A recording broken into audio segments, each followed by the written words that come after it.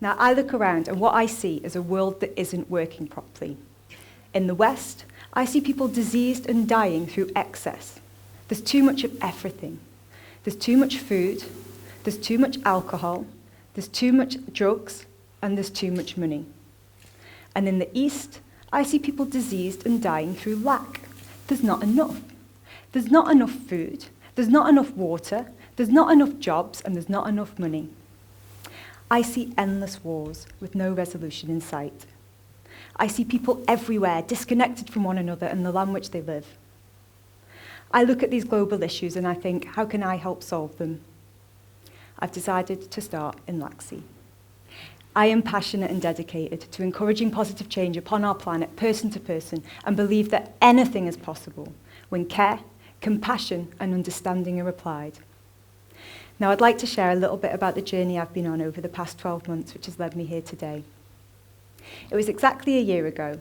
I was hanging out with 3 close friends, and one of the girls had recently returned from travelling India. She was feeling a little bit lost as to which direction to take a career in, so we asked her some questions about what was important to her. Her answer was this. I just want to do something I enjoy with people I enjoy being with. That was, I just want to do something I enjoy with people I enjoy being with. She's a bit of an idealist. But this simple statement really struck me and made me too wonder, is there something else I'd rather be doing? So we all talked about actually how amazing it would be to do something together, and pretty soon we were carried away with a vision of us all running a tea shop. We spoke about how we could host events and workshops and offer education and information on subjects like health and nutrition. We excitedly started to envision an environment where people could come and be creative, share ideas worth spreading, and connect. Our main focus was upon developing and facilitating intra-community connections, and by the end of the evening, we all had our hearts set on opening a community centre together. Now, this isn't the first time we've had ideas, but they've never actually led anywhere. So we talked about what stands between the people who do things and the people who don't. We were trying to figure out whether we were the people who could do things or not. We uncovered the not-so-profound secret that it's the people who do things that do things, and it's the people who don't. This did, however, have a profound effect on a shift in my perception of what is within the realms of possibility for myself to achieve. It's tremendously liberating to realise that you are as able as anyone if you are devoted to the things you want to make happen. So we made a commitment that night to meet up a minimum of once a week with the intention of taking a step closer to our goal, no matter how small or insignificant it may seem. Logic told us that if we continued to do so, we would eventually reach our goal. After 6 months of Monday morning meetings, which consisted of drinking tea and what seemed to be making very little progress, we managed to secure a premises for our project. And 2 months after that, we had our open day. Now, we've set up as business, although we're not for profit, so we operate more like a social enterprise where all the profits invested back into the business. We sell recycled craft and second-hand items donated by the locals. We offer food and drink for free, although we do accept donations.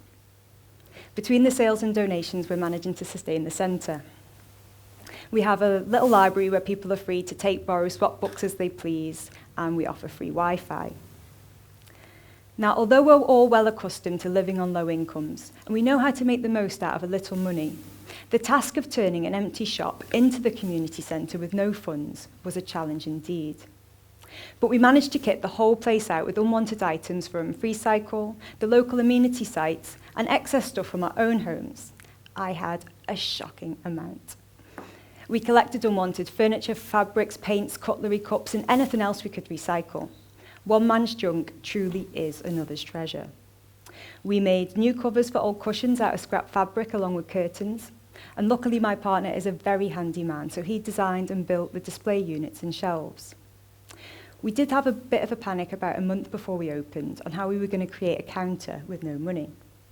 My partner had made a comment that we were in danger of looking like my first shop with a school desk and pretend till.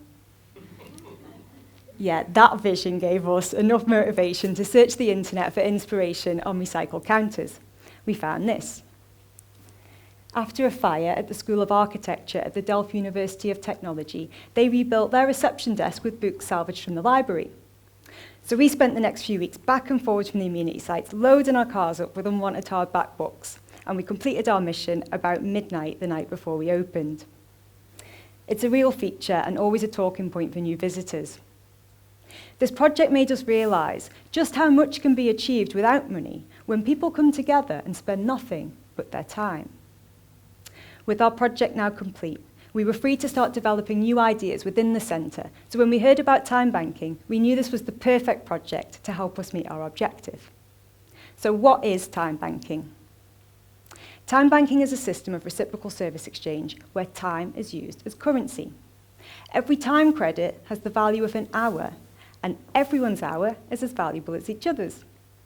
Viewing time in this way is congruent with the truth that all life is equal.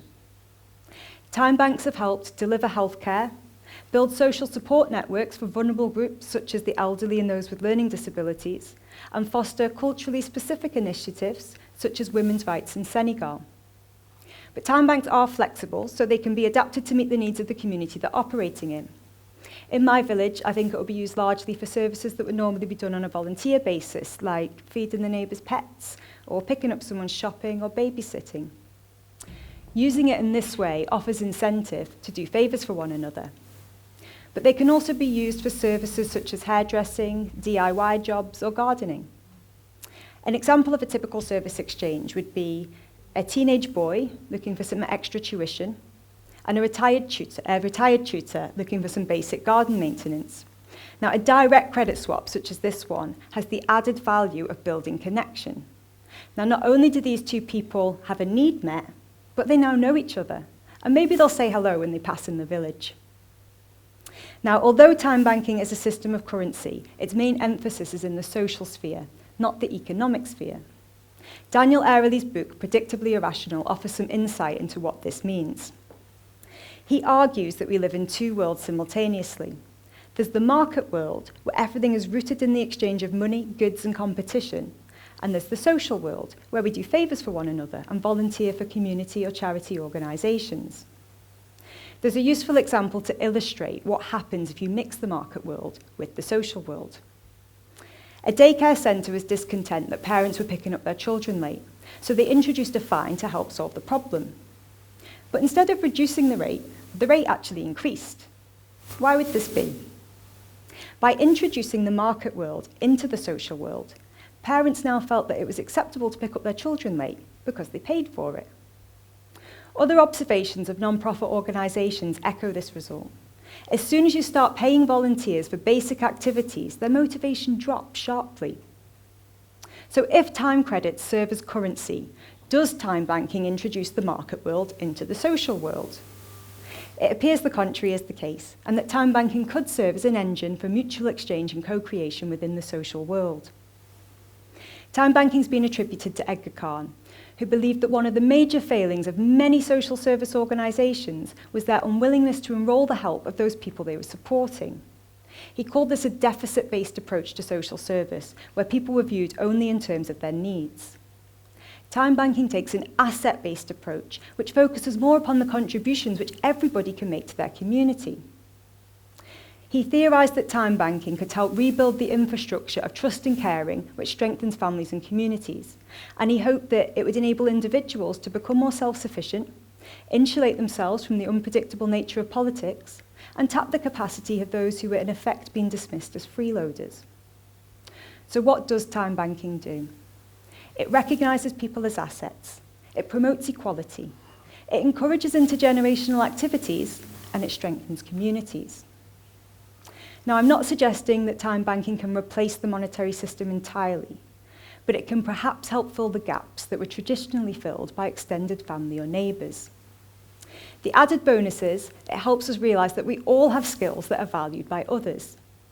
You know, I have been so surprised at the amount of people who have told me that they would love to be part of a time bank, but they haven't got anything to offer.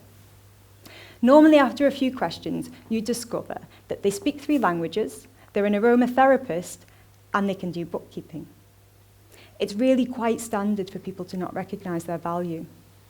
One boy said to me, "I definitely can't do anything. The only thing I can do is fix cars." He was a mechanic. By turning the focus away from paper and back to what has a true value, societies may undertake a radical social shift, enabling us to move into networks of cooperation and away from competition. Belonging to mutually supportive and secure social networks brings more meaning to our lives and more opportunity to rebuild our trust in one another. There's nothing innovative about what I'm suggesting here today. I'm simply promoting a revival of values and systems which already exist but have been laying somewhat dormant. Now, luckily, I'm on a time limit because I've got a lot to say and I could stay all day, but I'll wrap this up. I would like now to speak directly to those of you who feel inspired to integrate this system into your own communities, but feel you may need money, special skills, or qualifications to do so. As a young parent who left school early with no qualifications, I would challenge that. All you need is an interest in positive change and, of course, a little time. It appears I am part of a generation where community spirit is lost, and it's been replaced with segregation and an every man for himself attitude. As humans, connection to one another is inherent, so we are naturally drawn towards systems that enable this. The economy is fragile, non-renewable resources are diminishing, and the environment is endangered.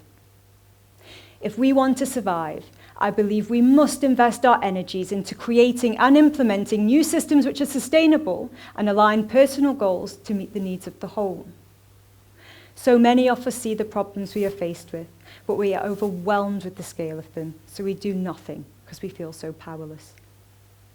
The key to claiming back this power is by taking responsibility for oneself. There isn't anybody else. There never has been, and there never will be. There is only you, and there is only now. So let us stop blaming other people, other countries, or our governments, and let us look at what we as individuals can do to create the change we wish to see. Smile at strangers. Look after your health. Support local businesses. Stop spending money on the things you don't need, and start spending time on the things that you love. And look at me, looking at you, and know that we are not separate. Individually, we are powerful, and united, we are unstoppable. So let us start to make the changes essential for our survival on this planet, and we can continue to evolve together as one. Thank you.